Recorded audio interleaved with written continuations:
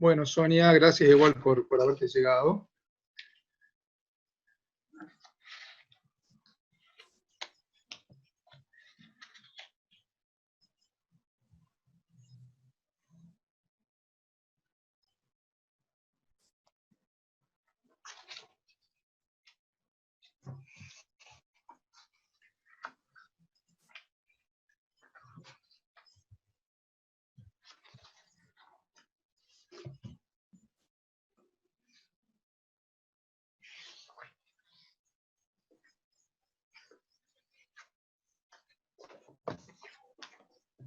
Bueno, ¿cómo andan? Buenas tardes a todos.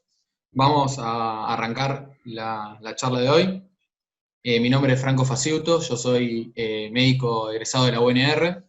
Actualmente soy residente de cardiología acá en la ciudad de Rosario y soy el coordinador general del grupo de investigación morfológica, funcional y sistémica, que es un grupo que pertenece a la Facultad de Ciencias Médicas de la UNR.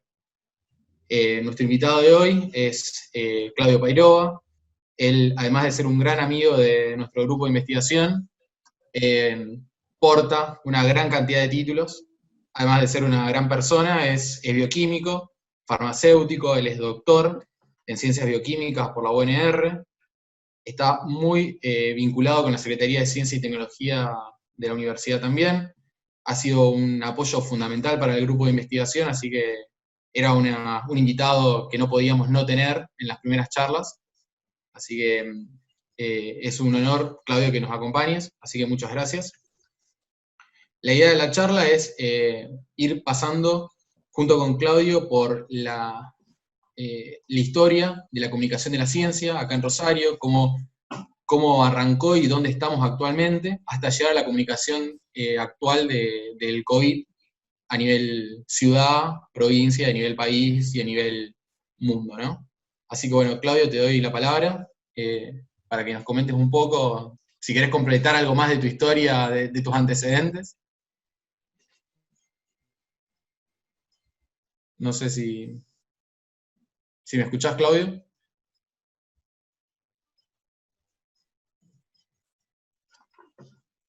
Creo que tenemos algún problema técnico, no sé. Bueno, estaba perdiendo un poco y me aparece un mensaje de que el ancho de banda de la red es bajo, así que bueno, veremos. No sé si es mío, no sé de dónde es. Bueno, muchas gracias a todos por venir, veo muchas caras conocidas.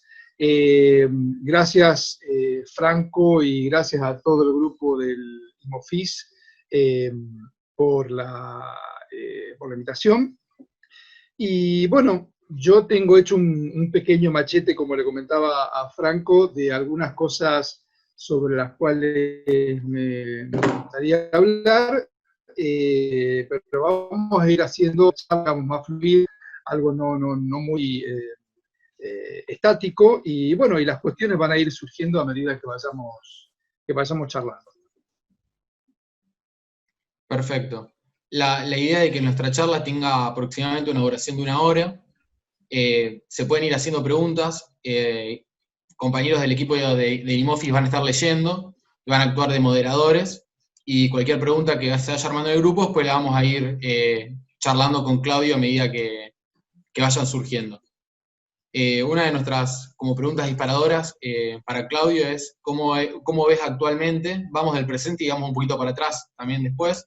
¿Cómo es la actualidad, la comunicación de la ciencia que está teniendo la ciudad de Rosario con el tema de coronavirus? Yo creo que Rosario está bastante bien posicionada acá en el tema de comunicación de la ciencia. Hoy, mientras estaba armando la charla, estaba pensando en nombres, ¿no?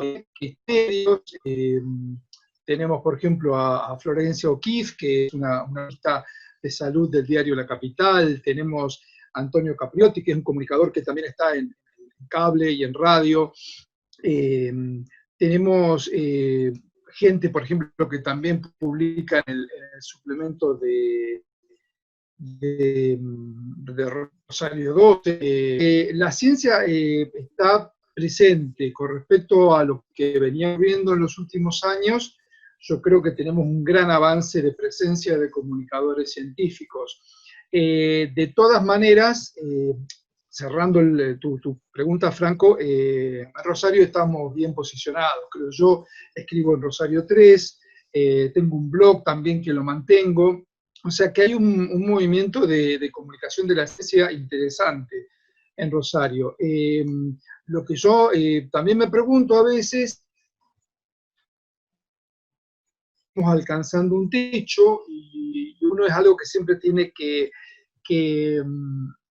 preguntárselo, hacer este ejercicio de cómo estamos posicionados. Yo creo que todos formamos parte de un sistema y que al sistema en general, a todos los sistemas les cuesta cambiar los hábitos culturales. Entonces, a veces el sistema, en su necesidad de mantenerse, lo va a ocurrir hasta un cierto punto. ¿A qué me refiero con esto? Que tenemos que estar atentos de que, si bien ha habido un avance de la comunicación de la ciencia, hay que estar atentos a que ese avance no quede estancado, porque el sistema es como que sí, se habla más de comunicación de la ciencia, hay más comunicación de la ciencia en los medios, pero no es suficiente todavía. Falta, y como lo estamos viendo ahora con el tema de la pandemia de COVID-19, hay un montón de cosas que están saltando, que se están poniendo en evidencia, y gran parte de eso tiene que ver con una falta de cultura científica en general de la sociedad, donde obviamente también los comunicadores tenemos que reevaluar cómo venimos trabajando y lo que venimos haciendo. El tema es muy amplio, obviamente. Yo hoy lo estaba pensando y esto empieza a tener disparadores y aristas para muchos lugares. El tema de la cultura científica de un país no depende únicamente, obviamente, de los comunicadores científicos, si bien contribuyen. También tendríamos que ponernos a hablar de cómo es la educación en ciencias en la escuela primaria, en la escuela secundaria. Yo creo que también se ha avanzado en ese campo, pero bueno, faltan cosas, y eso se nota mucho ahora en tiempos de pandemia. Yo lo que he notado es que se ha ido capacitando aún más la comunicación de la ciencia. No es simplemente comunicar o transmitir una información, sino que, bueno, por lo menos en tu caso, que capaz nosotros tenemos más llegado a vos, vemos una interiorización y una profundización en el tema. ¿Eso es algo que vos has visto que ha cambiado a lo largo del tiempo o siempre fue así? Se perdió la última parte de la pregunta. ¿Sí? ¿Qué es lo que sí cambió a lo largo del tiempo? El tema de cuando la comunicación de la ciencia antes daba la impresión de que era solamente transmitir o comunicar o transcribir Sí. información. En tu caso, cada vez que hemos charlado, que nos ha hecho una entrevista al grupo, hemos visto una profundización en el tema por parte tuya, que la verdad a nosotros nos gusta porque sentimos que estamos hablando del mismo tema y no es solamente transmitir un mensaje. Como que lo apropiás vos y investigás sobre el tema. Eso es lo interesante. Mira, yo acá estoy consultando mi machete. Yo creo que antes, cuando uno hablaba de comunicación de la ciencia, con decir que el comunicador tenía que simplificar los conceptos, era algo que era importante, que aportaba. Hoy eso ya no es suficiente. Yo estaba viendo cuáles eran los roles. Escribiendo hoy empecé a escribir los roles de investigador y el investigador, el comunicador tiene un rol, obviamente, justamente de comunicar y de simplificar. Ahora hay muchas otras cosas que un comunicador científico puede hacer. Primero, tiene un rol de articulador. ¿Por qué?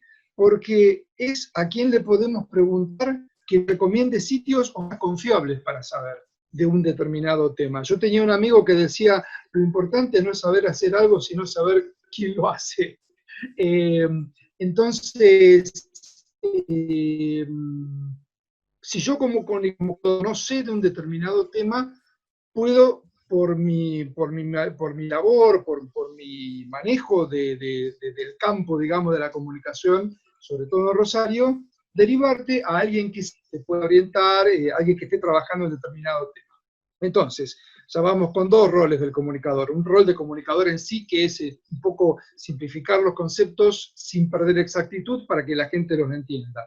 Un rol de articulador. Un rol de analista, que por ahí era un poco lo que vos estabas diciendo. Todo conocimiento científico se da en un contexto. Tiene una implicancia social. Nada ocurre porque sí, o un conocimiento que llega.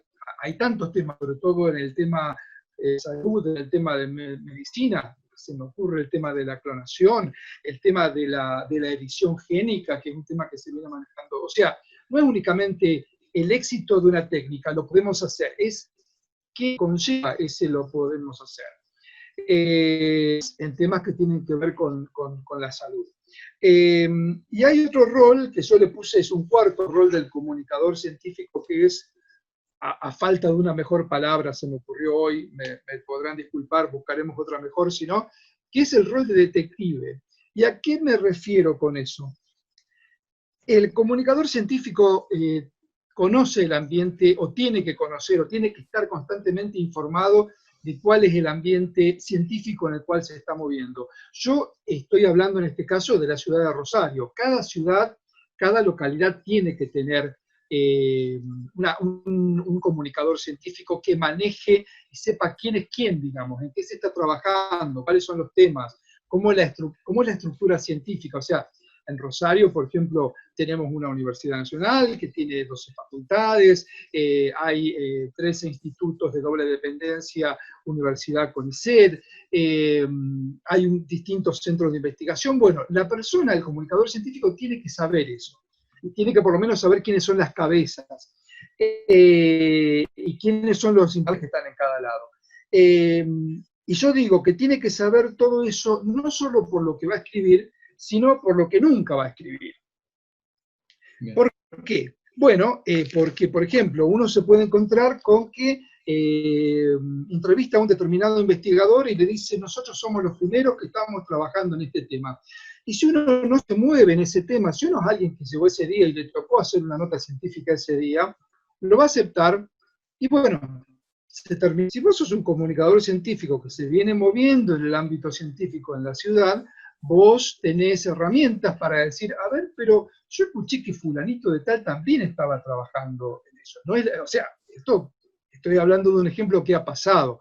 Que, por ejemplo, un diario publica que fulano está trabajando en tal tema y después un mengano te dice, pero no, si yo estoy trabajando en tal... Bueno, hay que tener mucho cuidado con todo eso. Entonces, para redondear la pregunta tuya, el rol del comunicador es un rol de identificar conceptos, manteniendo la exactitud, un rol de articulador, un rol de analista de las implicancias de ese conocimiento, de ese descubrimiento, y un rol de vuelta de detective, de saber quién es quién en el ambiente donde vos te estás moviendo, para de esa manera también ir filtrando información, ir viendo qué es lo que tiene más peso, lo que es nuevo, lo que no es tan nuevo. Eso creo que redondea un poco lo que vos me habías preguntado. Y por lo que vos me fuiste comentando recién y estuviste comentando en la charla hasta ahora, ¿vos crees que hoy en día un investigador necesita de un comunicador para poder bajar y simplificar conceptos que sean entendidos y desarticular un poco la complejidad con la que uno manejamos cotidianamente? Mira, capaz que el investigador, mi pregunta es si se volvió muy específico en su área y necesita de un comunicador que baje el nivel de complejidad y lo haga más entendible para la comunidad en general. Mira, eso depende del investigador. Es una pregunta que tiene muchas respuestas. ¿Por qué? Porque cada investigador, yo voy a hablar de docente investigador, que es el término que uno generalmente maneja en el ámbito universitario, porque la gente que está en la universidad es docente y hace investigación. Entonces, eso depende de cada docente investigador, porque hay cuestiones muy particulares que hacen que un determinado docente investigador le guste comunicar, tal vez, y tenga una capacidad innata para hacerlo. Eh, si ese es el caso, bueno, esa persona va a estar en una posición donde le va a dar una clara ventaja, porque yo creo que hoy en día todos los docentes e investigadores tienen o que comunicar ellos mismos, o bien tener a alguien que comunique dentro del grupo de trabajo, dentro del grupo de investigación. Si vos no contás lo que estás haciendo, hoy en día vos no existís. Es tan simple como eso. Por eso la gente, estamos también en un cambio generacional, hay gente de mayor edad que por ahí tal vez es un poco más reticente a todo esto, a las nuevas tecnologías que ya no son tan nuevas. Yo en esos casos recomiendo por ahí que como parte del equipo de investigación se designe a una persona, tal vez más joven, que le interese, que pueda manejar el tema de redes. Eh, entonces, el investigador tiene que comunicar. Si no puede comunicar porque no le gusta o porque se siente que no está capacitado, tiene que designar a alguien del equipo de comunicación. Eh, Hay toda una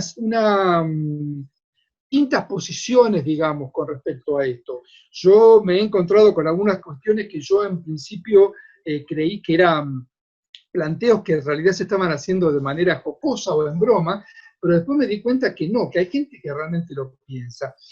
Hay gente que piensa que los investigadores no tienen que comunicar, y que el que tiene que comunicar es el periodista científico. Yo, desde mi posición en mi trabajo en la universidad, siempre he estimulado a que los investigadores comuniquen. Es imposible que haya una competencia entre los profesionales. Hay tanto que comunicar que es imposible que porque alguien comunique un tema, otra persona no lo pueda hacer. Yo creo que hay campo de acción para todos. Entonces, convocar a un comunicador científico es una opción en el caso de que el equipo de investigación sienta que es algo que lo excede, que lo sobrepasa, que no tiene tiempo, no problemas. Siente que lo que están comunicando no es suficiente, que no pueden llegar a los medios, o que falta relacionarse. Bueno, ahí podemos convocar a un comunicador científico. Es una opción totalmente válida, es una de las opciones que se presentan. Eh, bueno, de vuelta, para redondear la pregunta, entonces sería o que comunique el investigador, la investigadora, o que comunique a alguien del equipo de investigación, o que se convoque a un comunicador científico, porque, como vamos a ir viendo después, tal vez lleguemos a, me gustaría por ahí que lleguemos a ese punto, porque es algo que yo también estuve investigando. eh, la comunicación científica es una disciplina hoy en día, que se estudia, que se trabaja, que requiere una formación. Entonces, ¿por qué no aprovechar a la gente que tiene conocimiento para comunicar de una manera más eficiente? O sea, aprovechemos eso también.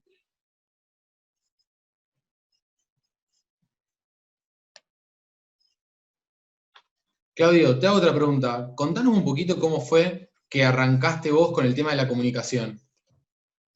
¿Cómo fue vos en tu historia? Vos arrancaste a partir de las ciencias bioquímicas, hiciste el doctorado, una beca, y después, ¿cómo llegaste vos a la parte de comunicación? Bueno, yo después de que, como vos dijiste al principio, yo de formación soy bioquímico y farmacéutico, en la Facultad de Ciencias Bioquímicas y Farmacéuticas de la Universidad Nacional de Rosario, me convocaron de uno de los institutos de investigación que funciona dentro de la facultad, que es el CEFOBI, el Centro de Estudios Fotosintéticos y Bioquímicos. Y bueno, yo hasta ese momento no se me había ocurrido nunca hacer investigación. Yo ya, habiendo ingresado a la carrera de bioquímica, me veía trabajando en un laboratorio. Y bueno, eso fue cambiando. Una carrera que para mí es apasionante y que yo amo, tiene muchas salidas laborales. Una es ir a trabajar a un laboratorio, pero también se puede hacer investigación. Yo hice investigación, me terminé metiendo en la parte de plantas, yo terminé, o sea, investigué trabajando en maíz. Cuando yo me doctoro, como hacíamos todo en ese tiempo, y bueno, ahora también las cosas no han cambiado, se escribía mucho a muchos lugares para conseguir una posición donde ir a hacer un postdoctorado. Conseguí para ir a trabajar a la Universidad de Stanford, en California. Seguí trabajando en maíz, pero con una genetista. O sea, yo venía con más experiencia en un tema que era proteínas, y la genetista justamente manejaba más la parte de genes. Esto fue año 97, era pleno boom de la biología molecular, con un montón de técnicas que permitían generar nuevos conocimientos. Bueno, fuimos para allá, estuve trabajando 3 años en el laboratorio de Virginia Walbot. Fue una experiencia hermosa, pero a medida que se acercaba el fin de mi estadía como postdoc, yo me di cuenta que en el futuro yo me iba a terminar alejando de la mesada, y el trabajo manual era lo que a mí me gustaba. Creo que todo el que ha estudiado bioquímica o que estudia una carrera que tiene ciencias experimentales, le gusta el trabajo de mesada. Yo cuando estuve en los Estados Unidos, llegué incluso, o sea, mi jefa nos daba un sobrecito color madera con todas las semillitas de maíz adentro, y nos mandaba al campo a que plantáramos la planta. Entonces, yo veía todo el proceso, desde plantar la semilla, cubrirlas con plantarlas a 20 centímetros cada planta entre sí, cubrirlas con una red para que no se comieran los pájaros, ir evaluando el proceso de desarrollo de la planta, llegar a tener el tejido maduro, tomar las partes de la planta para tener las muestras para hacer los experimentos.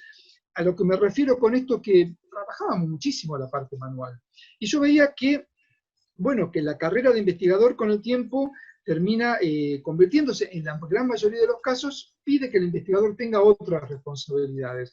Puede empezar a manejar subsidios, tener becarios, otra serie de responsabilidades que a mí no me atraían mucho, y yo quería seguir estando en contacto con la ciencia, y no sabía cómo. Y bueno, se me ocurrió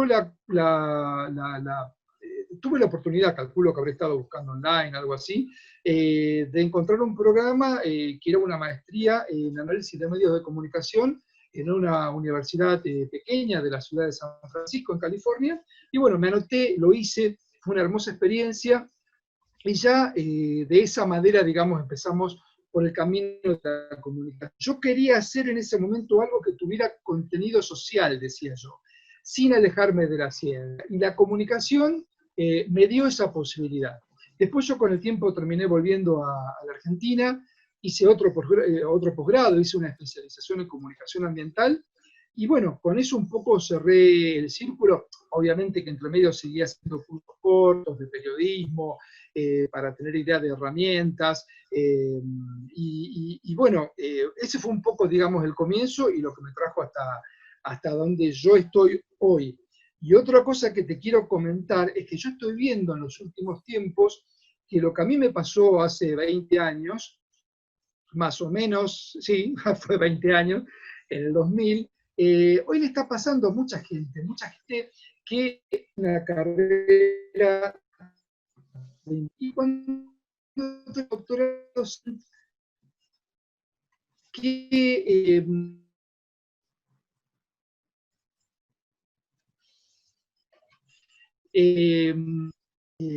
puede haber una salida también laboral para un emprendimiento privado, para una empresa, pero hay gente que quiere seguir estando en la ciencia sin seguir haciendo investigación.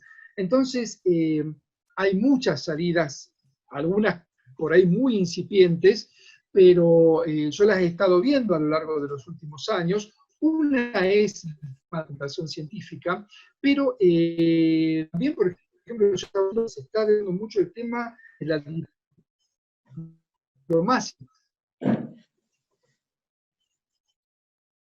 Un Ministerio de Relaciones Exteriores, una Cancillería, para asesorar con el tema de proyectos que puedan generarse entre la República Argentina y otro país. O sea, hay gente que tiene un bagaje de conocimientos por la formación que tiene que no pueden ser desperdiciados. Incluso entrar a trabajar en la parte de gestión o en una empresa privada, en la misma universidad.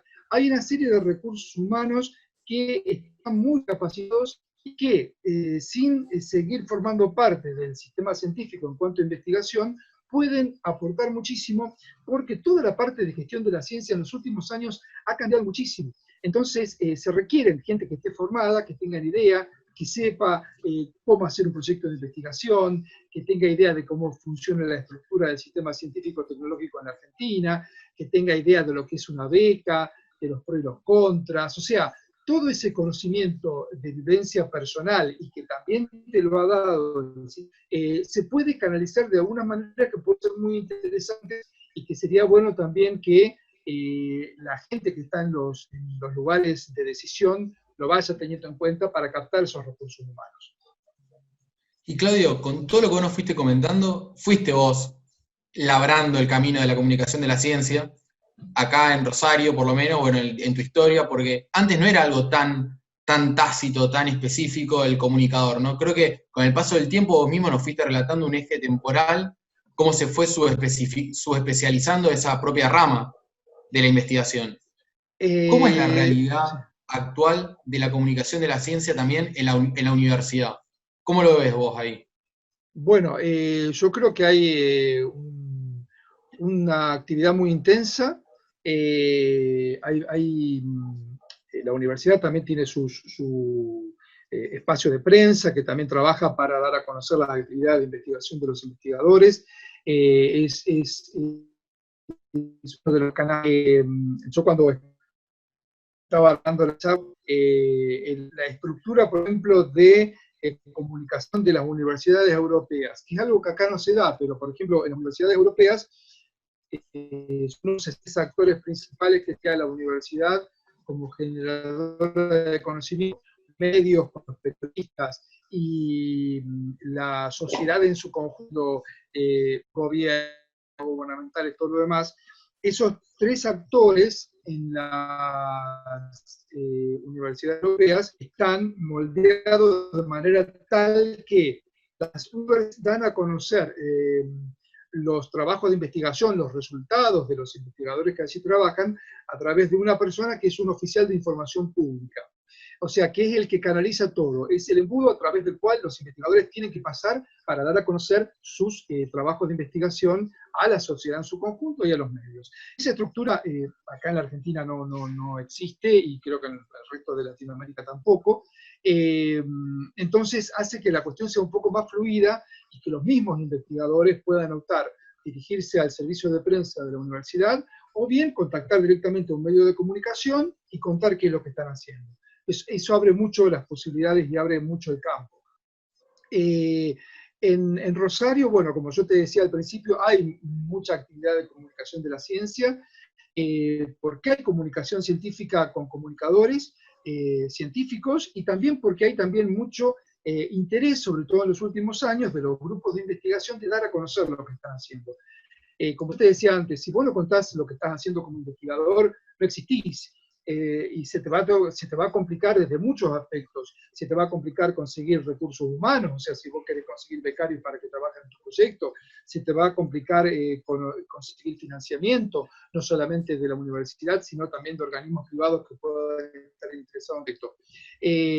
Y se te va a complicar hacerte conocido a nivel de la sociedad, ¿no? Que es también otro de los desafíos que hay por delante, que ante una situación, por ejemplo, de una pandemia como esta, la sociedad, las organizaciones no gubernamentales, los medios, sepan a quién ir a preguntarle, sepan que fulano de tal es el que viene trabajando hace mucho tiempo.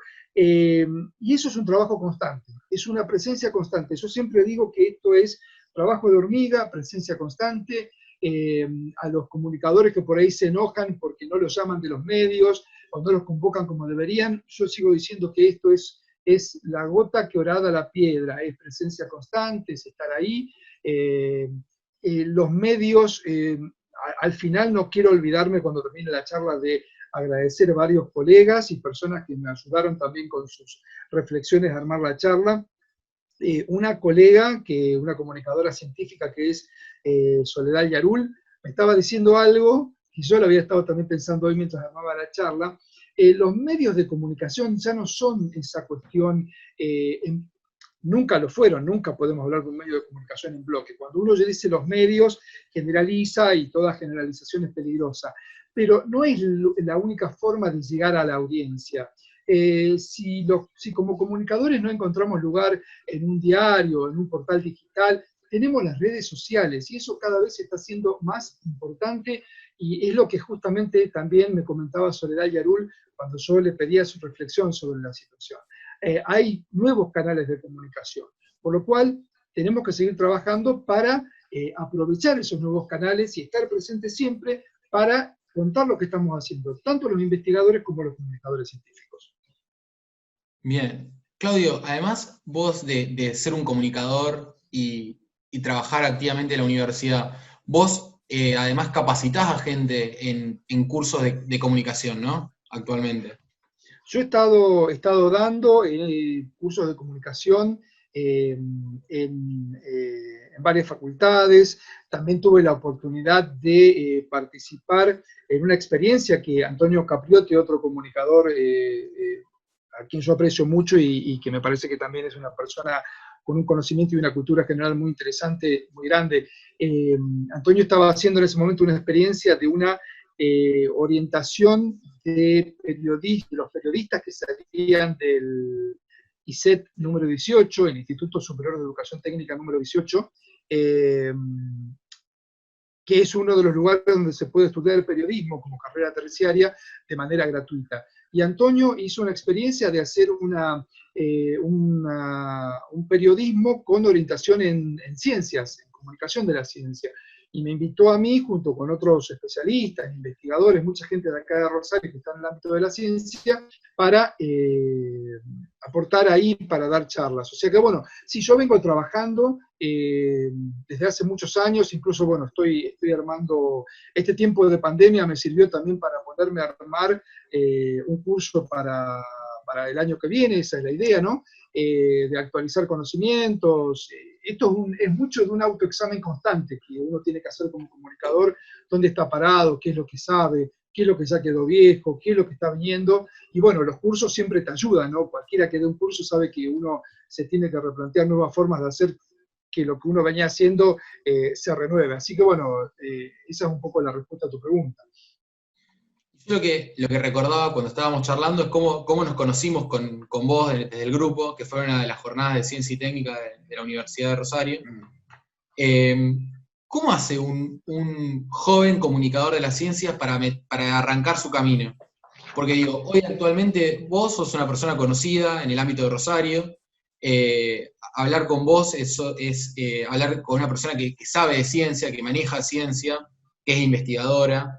Pero ¿cómo hace una persona que quiere arrancar desde cero? ¿Cómo se involucra? ¿Cómo se va enterando de las diferentes investigaciones que hay en la ciudad o en la propia universidad? Mira, el tema de cómo acceder a la información es todo un tema. Es todo un tema en muchos aspectos, en muchos niveles. Yo creo que hay que consultar, no puedo dejar de pensar en el COVID-19, porque hay un paralelismo. Uno tiene que consultar los sitios oficiales. Entonces, todo aquel que esté interesado en saber qué es lo que está pasando en ciencia, tiene que ir a consultar los sitios oficiales de ciencia de la ciudad de Rosario, que son la Universidad Nacional de Rosario, que son los portales de los 13 institutos de doble dependencia, Universidad CONICET, y obviamente que también tenemos colegios médicos, colegios de farmacéuticos, siempre moverse dentro de esos lugares que son los que tienen la información más actualizada y que son los que nos van a estar mostrando qué es lo que está pasando en ciencia y en conocimiento en la ciudad. Con respecto a la pregunta que vos me hacías, vos sabés que yo he estado teniendo consultas este año, a fines del año pasado, de gente que quiere empezar a hacer comunicación de la ciencia. En este momento yo no sé, no creo que estén dadas las condiciones como para que uno pueda tener una profesión de comunicación de la ciencia y vivir de eso. Pero sí están dadas las condiciones para que si vos estás trabajando en el ámbito científico, por ejemplo, sos investigador, estás trabajando dentro de CONICET, puedas ir desarrollando esa otra beta y empezar a transitarla y ver a dónde te lleva. Más que nada por una cuestión de disfrute que yo creo que es muy importante. Uno hace esto porque le gusta, y porque te gusta, podés complementarlo con estar contando lo que estás haciendo, lo cual no es poco, porque como yo te decía antes, es un cambio generacional, estamos pasando de una cultura donde contar lo que los investigadores hacían no era tan común y ahora sí se está interiorizando. Bueno, estar atento a esas oportunidades, por ahí vos, o la persona que esté interesada, puede erigirse en una persona que, bueno, yo me voy a hacer cargo de la comunicación de este equipo, ¿por qué no empezar a hablar con otros equipos y decir, bueno, ¿cómo podemos ir organizando? Si quieren yo voy, los ayudo a difundir, irse interiorizando de qué es lo que está pasando. Yo creo que a mí me interesa mucho la parte de gestión y me interesa mucho saber cómo funcionan las cosas. Uno se encuentra por ahí que cuando uno termina la facultad, uno no sabe cómo es la estructura, no sabe por ahí cómo es la estructura de su propia facultad, o sea, cuáles son las secretarías, quiénes son las autoridades, uno no sabe cómo es la estructura de la propia universidad, uno no sabe, bueno, hay que saber todo eso y ya teniendo ese tipo de conocimiento, vos ya te posicionás en un lugar de conocimiento que no todo el mundo maneja y desde el cual vos podés aportar. Entonces, la gente que quiere empezar a dedicarse a esto, yo les digo, bueno, que tengan una actividad de comunicación que les permita mantenerse, que tengan un medio de vida, ya sea una beca, un cargo de investigador, un cargo docente, pero que empiecen también a ver cuáles son las posibilidades, escribiendo para algún medio, teniendo un blog, conectándose con determinadas redes sociales para dar a conocer lo que están haciendo. Y como yo te decía antes, esto es una cuestión de presencia constante. Hay que estar, hay que sentarse, hay que escribir. Un periodista científico del diario Clarín, con quien yo hice un curso de comunicación de la ciencia hace muchos años, que es Julio Orione, decía que uno va perfeccionando su estilo de escritura escribiendo. Entonces hay que hacer eso, es un crecimiento constante, por suerte nunca se llega, porque el momento en que uno llega y se cristalizó, terminaste, se terminó el cuento, entonces es una profesión apasionante donde uno está en contacto con conocimiento de todo tipo. Yo, por más que venga de las llamadas ciencias duras o experimentales, yo también tengo un lado, digamos, humanístico. Yo hago talleres de teatro, o sea, me interesa la actuación, me interesa la música, canto en coros desde hace muchos años. Entonces, me interesa el conocimiento de todas las unidades académicas, por ejemplo, de la Universidad Nacional de Rosario. A mí me interesa lo que está haciendo la gente de psicología, lo que hace la gente de humanidades y artes, con todas sus escuelas, o sea, volvemos a hablar de vuelta de las estructuras. Hay tantas cosas que están pasando en la universidad y que uno mismo que está dentro de la universidad y en contacto con eso, a veces se pierde y a veces no sabe. Entonces, imagínate la gente que está por fuera del ámbito universitario, el desconocimiento que tiene. Bueno, nosotros todos, los comunicadores que estamos en la universidad, los profesionales que estamos dentro, trabajando en el ámbito académico, tenemos también un poco la responsabilidad de mostrar qué es lo que se está haciendo en nuestra facultad, en nuestra universidad, para contribuir a la cultura científica de la ciudadanía rosarina. Yo me acuerdo siempre que un investigador decía que cuando iba a dar charlas a las escuelas secundarias, los chicos no sabían que a 200 o 300 metros tenían allá en la Siberia varias facultades, varios institutos de doble dependencia, CONICET, UNR. Entonces, uno no se da cuenta a veces del nivel de desconocimiento que hay. Entonces, de vuelta, presencia constante, hablar, hablar, hablar, contar, recordar, para que cuando nos agarre una pandemia como nos agarre ahora, nos agarre un poco mejor informados y un poco con más de conocimiento sobre a dónde recurrir, a qué sitios de internet, con qué profesionales hablar, porque hay mucha gente, así como hay mucha gente en todo el país, en toda la República Argentina, en particular, estamos hablando de Rosario, hay mucha gente capacitada, formada, que puede dar respuestas dentro de la incertidumbre que estamos viviendo, y que muchas veces los medios y la gente desconoce, no sabe. Entonces, bueno, presencia constante, ir a hablar, recalcar, remarcar, esa es un poco, digamos, el lema que uno tiene que tener, ¿no? Bien, justo Claudio, sin querer o queriendo, me diste el pie para mi próxima pregunta que te quería hacer, es, ya que no podemos escapar el tema del COVID en la charla, hay que mencionar por lo menos, aunque sea unos minutos, quería preguntarte tu opinión sobre cómo se para el comunicador de la ciencia en la transmisión de la ciencia, cuando lo que es ciencia hoy, o lo que es un conocimiento hoy, y una ley suprema hoy, una verdad suprema, mañana no lo es. O lo que hoy decimos que es así, ayer no lo fue, y viceversa. ¿Cómo te parás? ¿Cómo transmitís? ¿Cómo retrocedemos? ¿Cómo avanzamos sin perder la línea y nuestra credibilidad también como comunicadores de ciencia? Eh, el tema es que uno tiene que aprender a comunicar la incertidumbre, creo yo. Y lo que ha hecho esta pandemia es exponer el proceso de trabajo de la ciencia y sus diferentes etapas a las cuales en general nosotros estamos acostumbrados. Y nosotros sabemos, como vos decías recién, que un conocimiento es cierto hasta tanto no aparezca algo que lo rebata, hasta tanto no Claro, creo que aparezca antes nueva los paradigmas evidencia. tardaban más tiempo en cambiarse, ¿no? No son tan rápidos, tan dinámicos como ahora. Bueno, lo que pasa es que sumado a eso tenemos una situación de incertidumbre donde la gente está mirando todo el proceso de la ciencia y donde hay cuestiones que uno sabe que son inciertas, pero a pesar de eso las podemos transitar porque estamos en contacto con la ciencia desde hace mucho tiempo, que para nosotros son normales. Es una incertidumbre normal y tolerable para los que estamos en el campo de la ciencia, pero para la gente no. Y eso tiene que ver mucho con el tema de vuelta de la comunicación científica y con la forma en que la ciencia es mostrada en los medios. ¿Por qué? Porque los medios tienden a mostrar a la ciencia como algo mágico. ¿Por qué?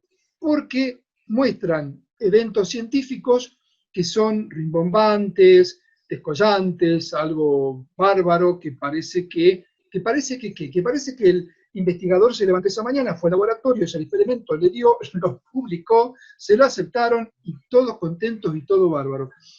Y el que está en el ambiente científico sabe que no hay nada más alejado de eso, que antes de llegar a un resultado positivo tenés que ir por montones de resultados negativos, que eso me lleva, ya vuelvo, pero me lleva a hablar del tema de los resultados negativos, que nunca se publican. Si bien yo estaba haciendo un poquito de investigación, hay algunas revistas, hay un journal de resultados negativos. Hay uno que se publicó hasta el 2017, que era sobre temas de biomedicina. Y hay otra revista, Resultados Negativos, en la parte de ecología y ciencias ambientales, que se sigue publicando. ¿Por qué? Porque el resultado negativo es un resultado que sirve. Nos está diciendo que eso no hay que ir por ese camino, está diciendo a un investigador que no desperdicie tiempo y recursos en ir por ese lado, porque por ahí no va. Entonces, volviendo a tu pregunta original, los medios, que son los que han tenido siempre hasta el momento la gran responsabilidad de mostrar la ciencia, la muestran de una manera espectacular y casi mágica. Entonces, ¿cómo pretendemos que la gente no espere magia de la ciencia cuando siempre se la ha mostrado de esa manera? Entonces, como comunicadores científicos, y de ahí también la importancia de los comunicadores científicos en los medios, de manera constante, es recordarle a la gente que la ciencia tiene un proceso que lleva muchísimo tiempo y que en ese proceso hay avances y retrocesos y que esos avances y retrocesos son normales y que no hay que entrar en pánico. Lo que pasa es que le estamos pidiendo a la gente que entienda en eso, entienda esa situación en un momento donde ya de por sí hay muchísima incertidumbre. Y a eso le sumamos la incertidumbre del proceso científico, pero no tenemos que olvidarnos que en general hay incertidumbre respecto de los tratamientos adecuados, hay incertidumbre respecto de cuándo va a salir la vacuna, hay incertidumbre de cuándo termina esto. Entonces, como yo te decía un poco más temprano, es como pedirle a alguien que vaya a correr una maratón sin haber entrenado nunca antes. O sea, le estamos pidiendo a la gente que ejercite un sano escepticismo cuando no tuvo oportunidad de hacerlo nunca antes, porque bueno, no es cuestión de echar culpas. Yo siempre creo que hay que buscar responsables. Bueno, los medios han tenido un gran peso y ahora nosotros, como comunicadores, tenemos que seguir trabajando para estar en los medios, ya sean medios grandes, tradicionales, que como decíamos antes, ya van perdiendo un poco el protagonista por muchas razones, y empezar entonces a meternos en esos nuevos, en esas nuevas redes, en un Facebook, en un blog, en un Instagram, crear un canal de YouTube. Hay muchísimas herramientas para que nosotros podamos ir desarrollando esa cultura científica y contándole a la gente cómo funciona la ciencia. Entonces, volviendo un poco a tu pregunta original, es una época muy difícil porque el comunicador científico tiene que transmitir incertidumbre sabiendo que es normal y tratando de que la gente lo entienda. Y también tratando un poco de poner paños fríos en mucha gente que está en los medios, y ahí entramos en un tema que también ha sido una de las grandes cuestiones, ¿no?, en todo esto, gente que habla sin tener la formación. Me acuerdo de un programa cómico que tenía un sketch que se llamaba Hablemos sin saber.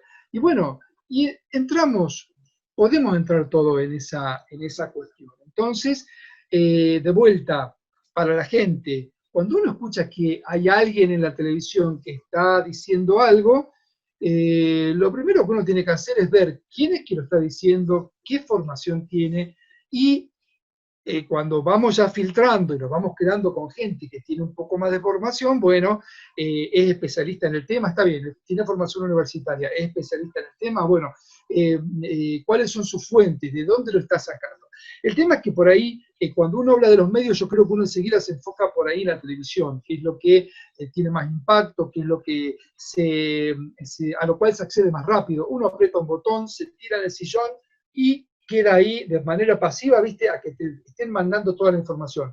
Leer un diario requiere un esfuerzo más grande, leer un sitio de internet requiere más trabajo, pero bueno, con la televisión, que es a donde muchos recurrimos para entretenimiento, para lo que sea, tiene un rol en la parte de comunicación. Y obviamente que en el tema de COVID se ha cubierto mucho más de lo que muchas veces era necesario. Llegamos a la famosa infodemia, que es lo que decía la Organización Mundial de la Salud. Además de informarnos, nos sobrecargamos con información. Entonces, la televisión tiene que llenar espacio, tiene que llenar tiempo muchas veces, y no le gusta que le digan esto es lo que hay de seguro, no podemos hablar más de este tema. No sabemos, ¿y cuál es la evidencia para tal tratamiento? No sabemos. Está en experimentación, hay que esperar los resultados. Y la televisión no se banca eso. La televisión quiere una respuesta, quiere algo para llenar tiempo, para seguir hablando. Bueno, y ahí es cuando empiezan a aparecer las cuestiones de gente que habla cosas que no son y que, bueno, se termina generando más pánico, más miedo, más desinformación, sobre todo, y bueno, ya te voy cerrando la pregunta para no hacerlo tan largo, sobre todo en un tiempo donde a todo esto se le suma que los sitios confiables pueden dejar de ser confiables. Todos hemos escuchado las idas y vueltas que ha habido con la Organización Mundial de la Salud y los tratamientos que en un momento sirven y en otro momento dejan de servir. Entonces, antes de decir algo de lo cual uno no está seguro, uno más vale que no diga nada, porque la gente está tan sensibilizada que ante cualquier retroceso empieza a dudar de todo y pierde la confianza. Eso creo que es una de las cuestiones fundamentales. No entiende que por ahí, bueno, está bien, fue parte del proceso científico, se hicieron los experimentos, este resultado es así en estas condiciones, pero no se puede generalizar, no se puede... Bueno, la gente, vos ya lo perdiste, la gente ya no le interesa. La gente dice, yo fui a tal lugar que tiene que darme información confiable y no me la dio. ¿A quién le creo? Bueno, hay que tratar de minimizar esos daños colaterales que van apareciendo en el proceso comunicacional cuando uno comunica cosas que no son. Es clave transitar esta incertidumbre con la mayor dosis de confianza para poder derivar a la gente al lugar donde le pueda responder y resolver las dudas. Vos sabés que cuando vos me ibas comentando recién el tema de cómo comunicar y hasta dónde, yo me pregunto, ¿es necesario a veces llegar a tanto detalle en la comunicación de valores? Por ejemplo, hemos visto por televisión hablar del R0, la curva, números de infectados por día. ¿Hace falta eso o se puede simplificar de una forma que sea el mensaje más directo? Pero también otra pregunta viene aparejado con esto. Si yo no digo todo esto, no doy todos esos valores, ¿deja de ser confiable mi mensaje? Entonces como que hay una disyuntiva ahí en el medio. ¿Hasta dónde yo informo y con qué profundidad? Yo ¿Qué creo pensás? que si vos simplificás el mensaje, te queda mucho tiempo muerto, Franco. Y hay gente en los medios que le tiene terror al tiempo muerto. Entonces, es más fácil pasarse 10 minutos o 20 hablando de una curva que decir, la curva esta indica tal cosa. De esta curva yo puedo sacar esta información, que por ahí lo decís en 2 o 3 minutos, 5 a lo máximo.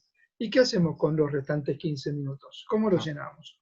Entonces, hablamos, nos perdemos. La gente los que estamos en el tema y que estamos más acostumbrados a ver gráficos, curvas, llega un momento que uno está saturado. Eh, Además, bueno, tratá de ver una curva en televisión muchas veces, ¿viste?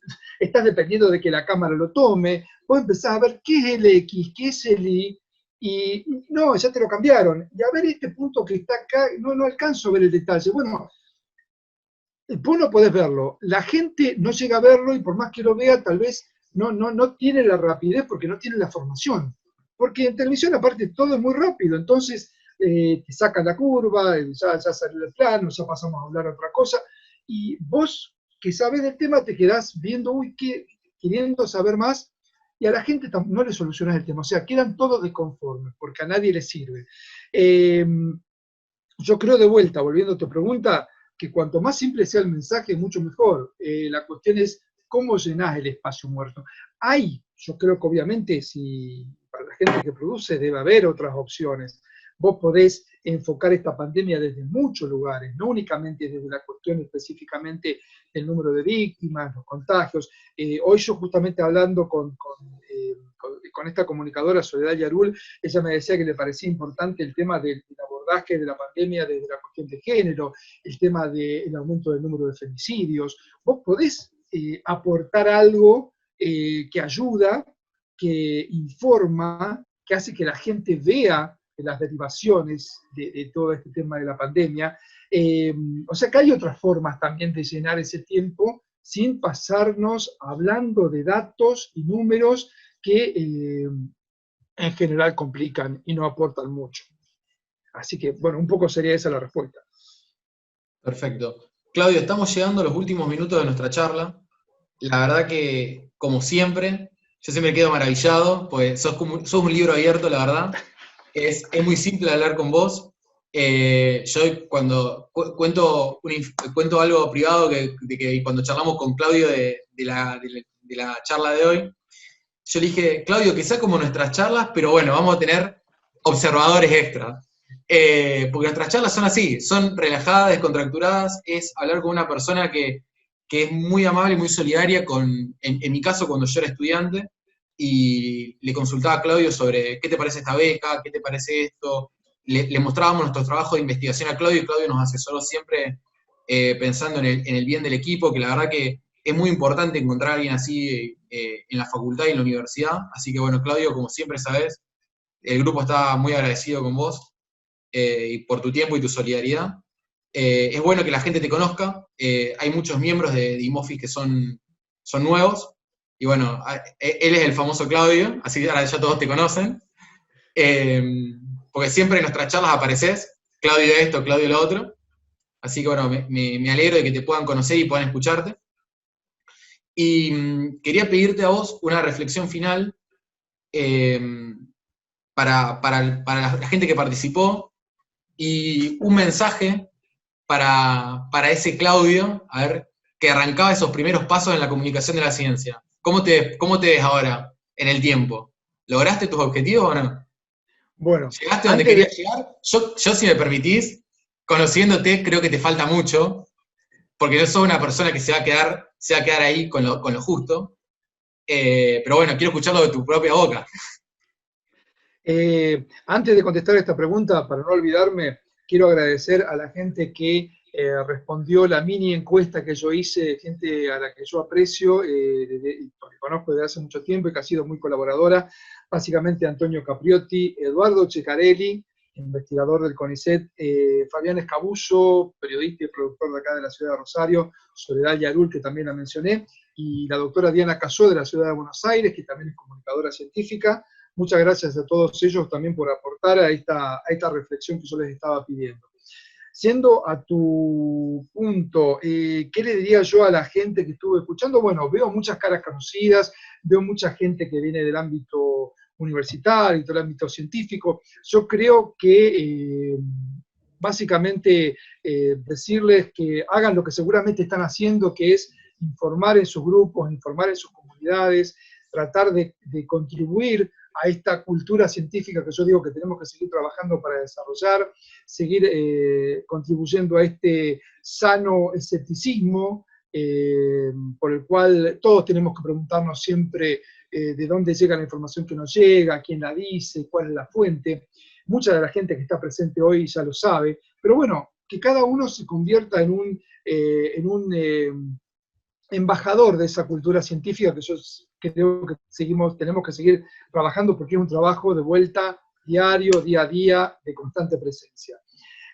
Agradecerles a todos los que estuvieron presentes y se tomaron el tiempo de estar escuchando esta charla. Yo siempre soy de la idea de que uno tiene que irse con algo, espero que se hayan ido con algo de esta hora de charla que tuvimos.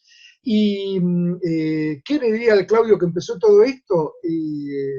Que hizo muy bien y que uno siempre tiene que hacer lo que le diga el corazón, que cuando uno sigue lo que tiene ganas de hacer, lo que le gusta, no va a fallar nunca.